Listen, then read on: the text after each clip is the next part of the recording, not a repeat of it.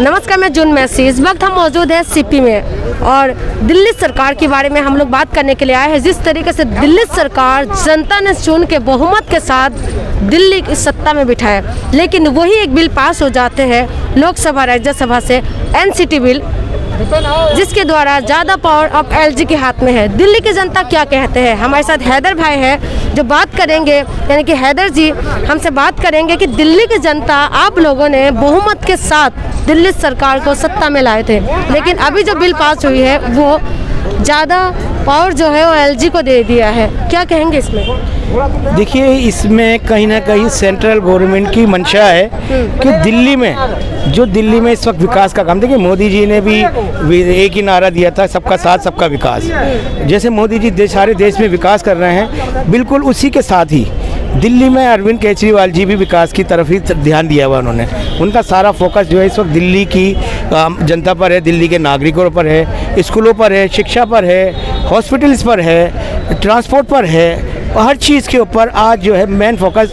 आज देखिए देश का इस वक्त दिल्ली में जैसे जिस तरह का माहौल चल रहा है, हमारे यहाँ लॉकडाउन चल रहा है, मारामारी चल रही है, उसके बावजूद देखिए बिजली का बिल फ्री करा हुआ है, पानी का बिल फ्री किया हुआ है। मैं सोचता हूँ कि ये एक हमारे आम नागरिक के लिए, गरीब आदमी के लिए ये एक वरदान साबित हुआ है। जहाँ लोगों के पास रोज़गार नहीं है, कारोबार नहीं है, कामकाज नहीं है, धंधे नहीं है, मिडिल क्लास ये आदमी इस वक्त इतना स्थिति में है। अभी एक आंकड़ा आया था, मैंने पढ़ा था कि जो 1990 में एक अच्छी हाई फाई कंडीशन वाला बंदा जो था, आज वो 2021 में वो गरीबी रेखा से नीचे आ चुका है। तो उससे आप लगा लीजिए कि मिडिल क्लास आदमी कितना परेशान है। जिस तरह केजरीवाल जी, देखिए मैं किसी का समर्थन नहीं कर रहा हूँ, ना किसी का मैं बायकॉट कर रहा हूँ, लेकिन जो सच्चाई है मैं उसके आपके चैनल के माध्यम से अवगत कराना चाहता हूँ कि इस वक्त जो दिल्ली में जो केजरीवाल जी कर रहे हैं वो उसका तो दूसरे राज्य है, एग्जाम्पल लें उसका, उनके बनाए हुए नक्शों कदम पर चले कि दिल्ली में अरविंद केजरीवाल जी जितना अच्छा काम कर रहे हैं उसके बरहक जो है वो आज सेंट्रल गवर्नमेंट उनको रोक रही है। देखिए आज अगर कोई फाइल सरकार पास करती है, दिल्ली सरकार पास करती है, वो एलजी के पास जाएगी। वो एलजी के पास जाने का मतलब है कि वो बर्फ़ में चली जाएगी, वो बर्फ़ में लग जाएगी, उसमें फिर उन सालों महीनों और 5 साल तक या 4 साल तक या 2 साल तक उसके ऊपर कोई काम नहीं होगा। जिस तरह इस वक्त काम चल रहा है उस काम के ऊपर प्रतिबंध लग जाएगा। तो मैं कहीं ना कहीं कहना चाहता हूँ सेंट्रल गवर्नमेंट से कि वो इस तरह के अगर करे, हाँ मैं चाहता हूँ अगर ये सेंट्रल गवर्नमेंट को लगता है कि हाँ ये अच्छा हो रहा है, अच्छा कर रही है सेंट्रल गवर्नमेंट, तो मैं कहता हूँ सारे राज्यों में, हमारे देश में जितने भी राज्य हैं, जितनी भी हैं, उन सब जगह एक ही कानून कर दें। भाई आप जो ला रहे हो, एक कानून लेके आ रहे हो, एक देश एक कानून लेके आ रहे हो, तो उसके आप उसमें करो, लेकिन आप दिल्ली के पीछे लग गए हो।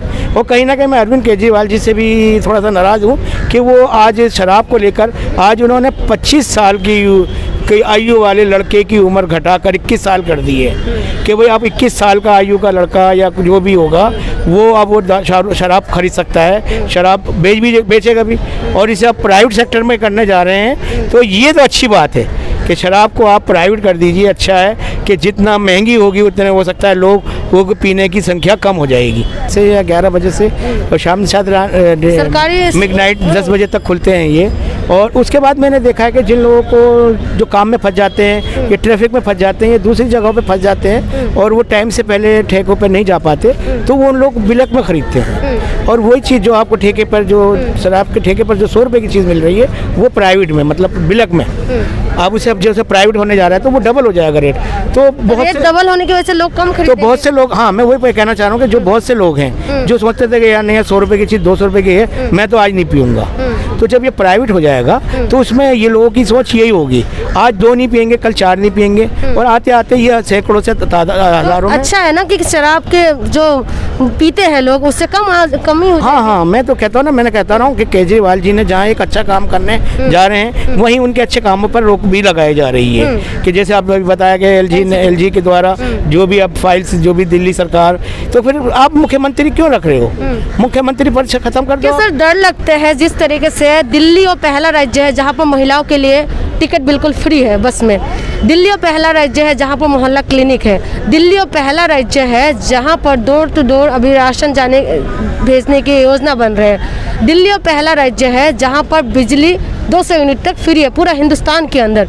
तो क्या केंद्र सरकार को कहीं ना कहीं डर लग रहा है कि दिल्ली से अब बाहर निकल के आम आदमी पार्टी 6 राज्यों में चुनाव लड़ने वाले, कहीं ना कहीं उनको रोकने की कोशिश तो नहीं है? देखिए, हाँ, कुछ ना कुछ है, तो प्लानिंग तो है इन लोगों की ऐसी कि ये केजरीवाल जी जो कर रहे हैं और केजरीवाल ने, देखिए केजरीवाल जो कर रहे हैं वो अपने घर से नहीं ला रहे पैसा, वो पैसा हमारे लिए, हम देश के नागरिकों का, हम जो टैक्स भरते हैं और उसी का पैसा जो है हमें 5 रुपये की, अगर हम बस में सफ़र करते हैं 5 रुपये की टिकट लेते हैं तो वही 5 रुपये 50 रुपये बन के हमारे अकाउंट में आ जाते हैं। अकाउंट से मतलब ये कि वो हमारे पे ही खर्च होते हैं। तो कहीं ना कहीं मैं केंद्र सरकार से कहना चाहता हूँ कि वो जिस तरह चल रही है, आज देश को जिस तरह उन्नति की ओर लेके चल रहे हैं हमारे प्रधानमंत्री जी और जो उनकी जो टीम बीजेपी जो है, वो इतना अच्छा काम कर रही है, जगह अच्छा काम कर रहे हैं, अच्छा काम, मेरे हिसाब से अच्छा काम कर रही है। बिल लेके आए, अच्छा दिल्ली में जो ये काम हो रहा है, जो बीजेपी दिल्ली में जो ये कब बिल लेके आ रही है, इसकी मैं निंदा करता हूँ। और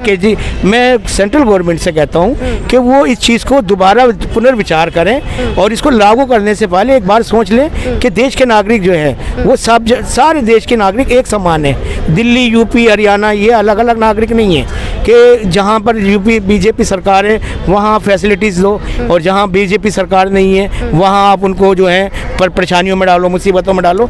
तो ऐसा नहीं है। मोदी जी से मैं ये विनती करता हूँ कि वो दिल्ली में ये बिल लाने से पहले एक बार पुनर्विचार कर लें। का माहौल ख़राब होता है। देखिए, देश का माहौल पिछले 47 के बाद, आज़ादी के बाद से आज तक हम बिछड़े हुए हैं और बिछड़े रहेंगे, क्योंकि हमारी सोच सबसे ज़रूरी चीज़ जो है, हम हिंदू हैं ये अच्छी बात नहीं है, हम मुसलमान हैं ये अच्छी बात नहीं है। हमें अगर सबके पहले कुछ चीज़ बदलनी है तो वह हमारी सोच। जिस दिन हमने अपनी सोच बदल दी, ये देश अपना आप बदल जाएगा। ये अपनी थिंकिंग को बदलना है। जिस तरीके से अभी आम आदमी पार्टी एक नया सोच, एक नया राजनीति लेके आए हैं, उनके ऊपर नकेल कसने की कोशिश हो रहा है। जैसे अभी बताया जा रहा है कि एक नया राजनीति लेके आए, बिजली, पानी, शिक्षा, स्वास्थ्य के ऊपर राजनीति कर रहे हैं और इस तरह के धर्म की राजनीति। उनमें से आपको क्या लगता है कि नकेल कसने की कोशिश कर रहे हैं इस बिल के द्वारा? हाँ, वो कर रहे हैं, लेकिन हमारे केजरीवाल जी को चाहिए सुप्रीम कोर्ट में याचिका दायर करें, सुप्रीम कोर्ट का दरवाज़ा खटखटाएं कि जी देखो ये क्या हो रहा है। पहले भी तो सुप्रीम कोर्ट में 2018 में भी तो सुप्रीम कोर्ट में माननीय सुप्रीम कोर्ट ने बता दिया था कि जिसका जो विभाग है